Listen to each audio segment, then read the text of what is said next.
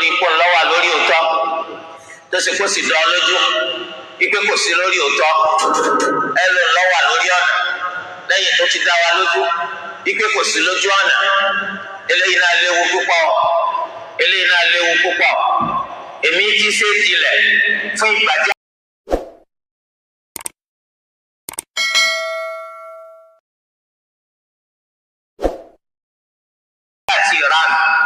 Èmi ẹsẹ̀ ránṣọ tèmi níbi tó ti gbé ya ẹtí ń bẹ níwájú oníkálukú tọ́ba ẹ̀kọ́ oníkálukú bí mójútó ni àbátí ráyè láti máa dá sọ́tẹ̀ láti máa dá sí ranù láti máa dá sí ìrẹ́gbẹ̀. Sọ ara rẹ o tó bá fẹ́ gbèjà nìkan, sọ ara rẹ o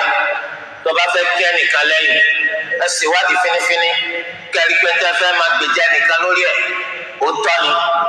Ẹ má gbèjà nìkan kan lórí ìbàjẹ́ o, ẹ má gbèjà nìkan kan lórí ìranù. Nínú hadith Ànábì Muhammad sallallahu alayhi wa sallam wọ́n tún ṣàfihàn irú àtúbọ̀tán burúkú tí ó jẹ́ káwọn ẹni tí ń gbèjà ẹnìkan lórí ìbàjẹ́, àwọn ẹni tí ń gbèjà ẹnìkan lórí irọ́. Ànábì sọ nínú hadith ó ní man a'ana ala khusumatin bi dhulmin aw yu'inu ala dhulmin lam yazal fi sakhatillahi hatta yanza. رواه الإمام ابن ماجه بسند صحيح. alábìnrin ẹnikẹ́ni tọ́ba rẹ̀ nìkan lọ́wọ́ lórí ìjà kò sí ìlànà lọ́wọ́ lórí rẹ̀ abóti ẹ̀sà àtìlẹ́yìn fẹ́nìkan lórí àtirábò ṣíṣe òní yé máa bẹ nínú ìbínú Allah títí tó fi jáwọ́ ń bẹ̀. Olú ẹlẹ́dàá dákun ṣàánú wa àti ìṣe nǹkan àbínú ẹ̀rí bí gbèsè ayé ti ṣe rí. Báwo wá ni téèyàn bá ṣe nǹkan tí ó fi bá bínú Olúwa ẹlẹ́dàá wa pàdé? Báwo lẹ rò pọ́rọ̀ rẹ̀ ó rí? Olúwa ẹlẹ́dàá wa dákun ṣàánú wa, mẹ́jẹ̀ á ṣẹ̀ṣẹ̀ gbé, mẹ́jẹ̀ á sì wà o. Ẹ máa ronú dáadáa kẹ́ tó ṣe nǹkan, mọ́ tara rẹ̀ dànù. Nítorí pé àwọn àṣàkáṣà, àwọn àṣàdánù, àwọn àṣòfò, eléyìí tí ọ̀pọ̀lọpọ̀ ń dá, iná ni wọ́n fi ń kóra wọn lẹ́rú, ibi táyé bá yí lọ, làwọn máa bá wọn yí lọ, bàbá àjẹpẹ́ Jahannam ni wọ́n yí lọ. Olúwa mẹ́jẹ̀ káwọ́ pàdánù ọpọlọ wa o, mẹ́jẹ̀ aṣòfò làákàyè. Torí ẹ̀ tó bá ara yẹn lọ́wọ́ ṣàlàyé ọ̀rọ̀ rẹ báwo ló ti ṣe jẹ́, wádìí ní gùn kínní àti gùn kejì kó fi lè mà wípé sórí òdodo ńlọ fẹ́ máa ṣe ìrànlọ́wọ́ fẹ́nìkan ni àbí lórí ìbàjẹ́. Torí pé Islam kò fara mọ́ wípé kára yẹn lọ lórí ìbàjẹ́. Ó wá nínú àdìsí kan wípé Ànábì Muhammad sallallahu alayhi wa sallam ó ní unsur akhaka zaliman aw mazluma, máa ran ọmọ ìyá rẹ lọ́wọ́ bàbá àti òun lọ sábòsí, bàbá àti òun ni wọ́n sábòsí sí. Ran ọmọ ìyá rẹ lọ́wọ́ láti rí pé mùsùlùmí ni, bàbá àti òun lálábòsí, bàbá àti òun ni wọ́n sábòsí sí. Àwọn sàhábà ní káàràn lọ́wọ́ nígbà tí wọ́n bá sábòsí sí ọ̀ràn, nítorí kẹ́ni tó sábòsí sí ó bùkátà ràn lọ́wọ́ àtàtìlẹ́yìn wa. Báwo wá ní tó bá jẹ́ òun lálábòsí bó bá sì ràn lọ́wọ́? Ànábì ní ẹ ká lọ́wọ́ dé ẹ̀ níjó rábòsí sí.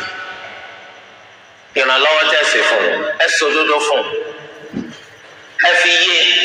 wípé nǹkan tó ń ṣe yí bàjẹ́ ni àbúrò níjọ́ pé tiẹ̀ ọ̀ lẹ́tọ̀ sí níjọ́ fà kàmára rẹ̀ yé ṣe tiẹ̀. Torí ẹ bá tó ṣe bẹ́ẹ̀ ẹ jẹ́ pé ẹ ti ràn án lọ́wọ́, nítorí pé ẹ̀jọ́ rábò ṣiṣẹ́ ẹ ti ràn án lọ́wọ́. Àmọ́ kí wọ́n máa ṣàkóso kọ́ máa ṣe bàjẹ́ kẹ́ ẹ máa gbé láńkẹ́ kẹ́ ẹ sọ pé ti ń ṣe náà lọ́dà kọ́dà dàdá ọ̀dà tó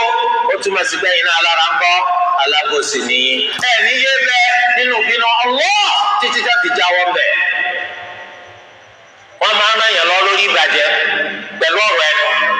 Wọ́n máa ń ràn yàn lọ lórí ìbàjẹ́ pẹ̀lú wíwà ń bẹ pẹ̀lú ara. Wọ́n máa ń ràn yàn lọ lórí ìbàjẹ́ pẹ̀lú owó níná. Wọ́n máa ń ràn yàn lọ lórí ìbàjẹ́ pẹ̀lú wípé kẹ́ ẹ tún máa bá wọn kó àwọn èèyàn kúnra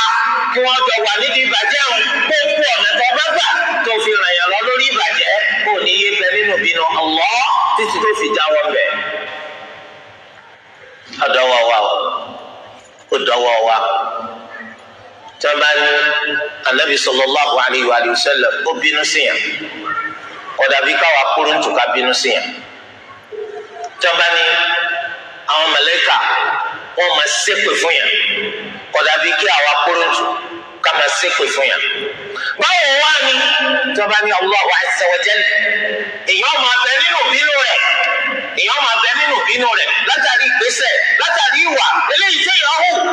ọ̀yẹ̀ kó ní làákà ìkó tètè jáwọ́ ń bẹ̀ ọ̀yẹ̀ kó ní làákà ìkó tètè kú ń bẹ̀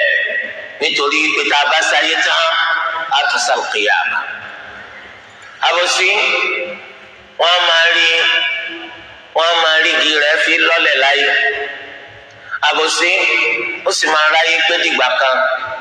ṣùgbọ́n bó làbòsí ti fẹ́ rọ́nà lọ níwájú Olúwa ẹlẹ́dàá wa níbo làbòsí ti fẹ́ rí ìdìmúlẹ̀ lọ́dọ̀ Olúwa ẹlẹ́dàá wa torí rẹ̀ tó bá lágbára lónìí láti ṣàbòsí má ṣe ṣàbòsí o nítorí pé tó o bá ṣàbòsí èso tí àbòsí tí ó so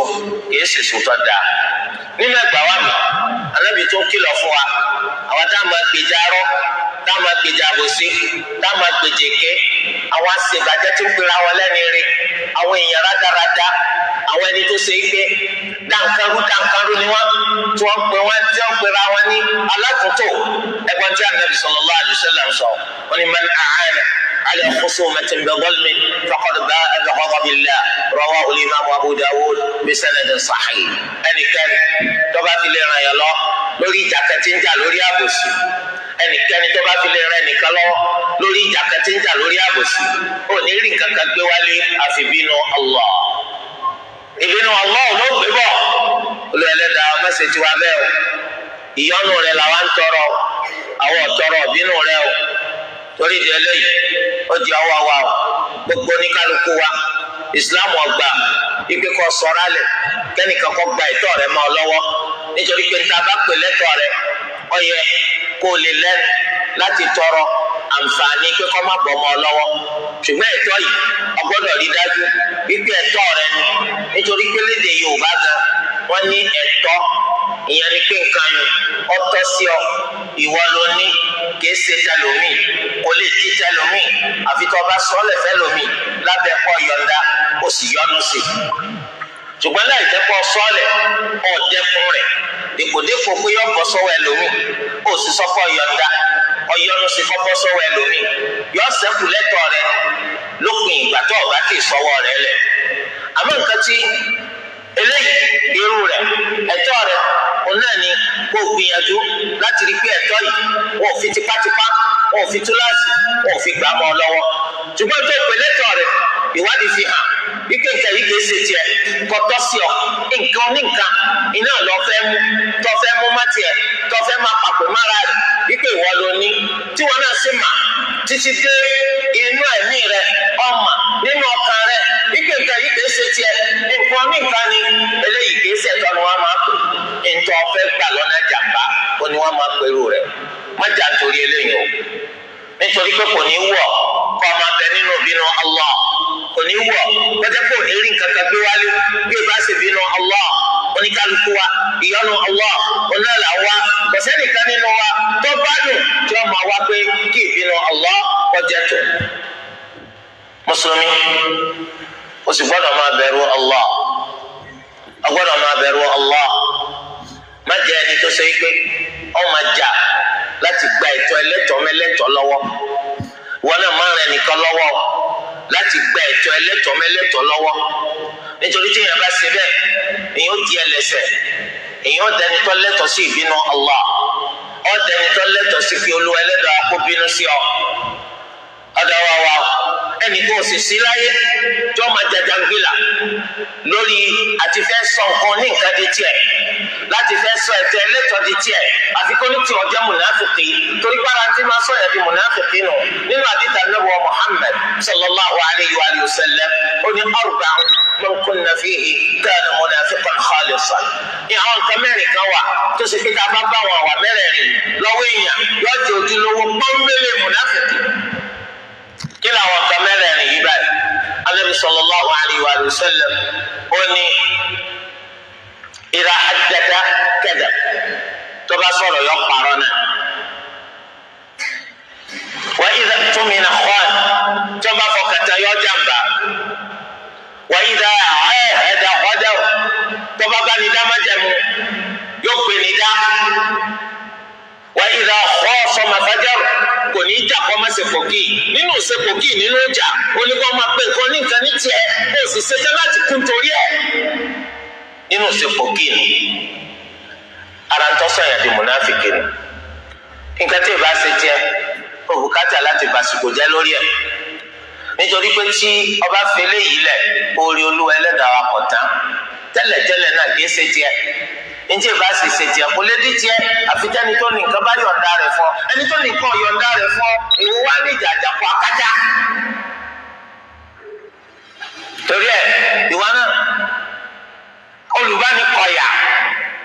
akọ̀yà Nigeria Limited máa tó máa kọ̀yà fáwọn èèyàn lórí ẹ̀ o gbìyànjú láti rí wípé ẹni tó ń gbèjà rẹ̀ ó wà lórí òdodo tó ṣe pé ọ̀ràn pọ́nbélé kìí ṣe pé rọ́lá ń pa kìí ṣe pé tẹ̀jẹ̀ là ń ṣe kìí ṣe pé là ń ṣe nǹkan tá à ń sọ yìí tó bá di lọ́la àgbẹ̀dẹ̀ ìyáàmà á lè dúró tì kìí ṣe tẹ̀jẹ̀ orí rẹ̀ ní kó ọ̀ràn yàn lọ́ lé lórí má ràn lọ́ lórí ìbàjẹ́ o nítorí pé tí àyè bá gba àwọn èèyàn láti máa rara wọn lọ lórí ìbàjẹ́ ayé ó bàjẹ́ ju bó ṣe wà yìí lọ nǹkan dàrú ju bó ṣe wà yìí lọ ẹ gbìyànjú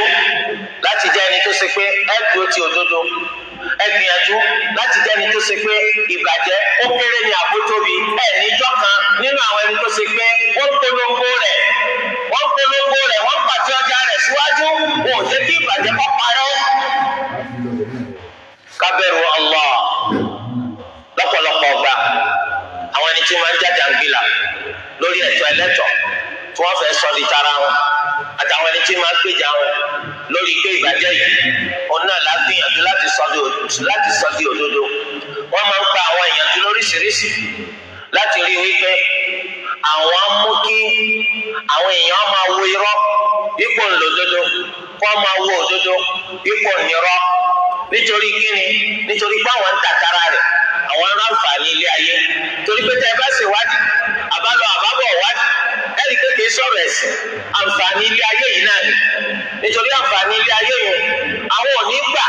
ike kí nǹkan yìí kọ́ bọ́ máa wọ́n lọ́wọ́ nítorí tó bá bọ́ máa wọ́n lọ́wọ́ àwọn ó di ìjànù àwọn ó di wípé nǹkan yìí sì bọ́ máa wọ́n lọ́wọ́ láì jẹ́ pé ikú ọlọ́gbà ẹ̀ lọ́rùn ewúrẹ́ àwọn ajẹ́pọ̀ gbogbo tí ọba gbà làwọn fún ẹ sì rántí pé o ní ìgbà tí àǹfààní tó ti bẹ̀ jáde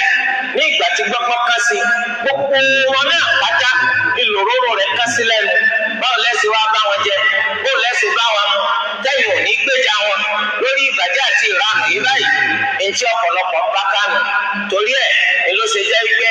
akhaka innaman la akha lahu kasa'in ila al-hayja bighayri silah ẹkún wa la yas'aluna akhahum hina yandubhum fi an-na'ibati ala ma qala burhana ó ní bèrè kí ló dé tí ń fi fún ọ sórí ètò ọlọ́wà ní àgbórí ìbàjẹ́ àwọn àwa màní tabatila mọ wádìí à ń fásitì ṣòfò ní ọyọyọyọyọ ẹkún wa ẹmẹjẹ kíkiri yọ ọgbọ́n mọ́ wa lọ́wọ́ lórí ìbàjẹ́ lórí àìdá lórí aburú lẹ́yìn sí mà wípé tí ìjọba àbàjẹ́ tó bá lọ títí ọjọ́ kan náà ní ìparun máa dé bá torí ẹ ṣọ́ra fún irọ́ pa ṣọ́ra fún irọ́ ràn lọ́wọ́ wọ́n máa ń parọ́ níbi gbogbo níbi káràkátà wọ́n máa ń parọ́ níbi iṣẹ́ ọwọ́ wọ́n máa ń parọ́ níbi iṣẹ́ ìjọba wọ́n máa ń parọ́ níbi ètò ìlú wọ́n máa ń parọ́ níbi ètò mọ̀lẹ́bí wọ́n máa ń parọ́ nínú gbogbo nǹkan lọ́kàn ọ̀jọ̀kan nínú ìgbésí ayé èyí tí rí kí ló dé tẹ́tù fẹ́ gbérọ wọnú ẹ̀sìn báwo ló ti ṣe jẹ́ tẹ́tù fẹ́ gbérọ wọnú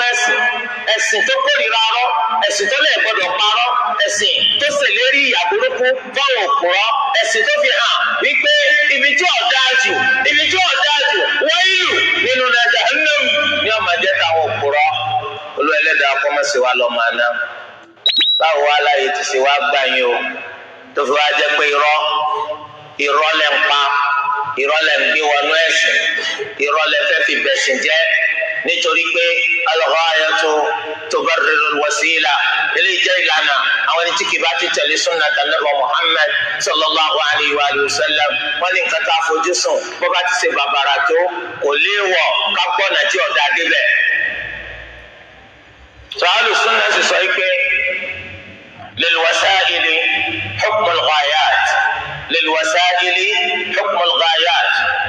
fojúsùn tó dáa ni rí kọ́nà tó dáa náà lọ́gbàdé bẹ́ẹ̀. bẹ́ẹ̀ ni alùsùnà sọ tiwọn torí pé alùsùnà ẹ̀sìn táwọn mójútó kìí ṣe lórí àìmọ̀kan kìí ṣe lórí ìfẹ́ ẹnu kìí ṣe pé ká máa yí báyìí bá ṣe ń yí lọ láì jẹ bọ́ọ̀lù ìmà eléyìí tó gbópa gidi orí rẹ̀ ní alùsùnà làwọn fi ń ṣẹ̀sìn torí délé ìbẹ̀rù Allah dọwọ́ gbogbo wa o ká bẹ̀rù Allah ká rántí pé gbogbo nǹkan táwọn bá ṣe lónìí iná làá máa jẹ́jọ́ lórí rẹ̀ tó bá di lọ́la ọlọ́jọ́ gbẹ̀ndàl qiyam ṣe dáadáa nítorí kẹjọ́ rẹ̀ ó lè bá fúyẹ́ ṣọ́ra fáìdá ṣọ́ra fáburú kọ́ ọmọ bá wọ́ gàù láyé ń bí àti lọ́la gbẹ̀ndàl qiyam aqulu qawli hadha wa astaghfirullaha al-azim li wa lakum fastaghfiruhu innahu huwal ghafurur rahim.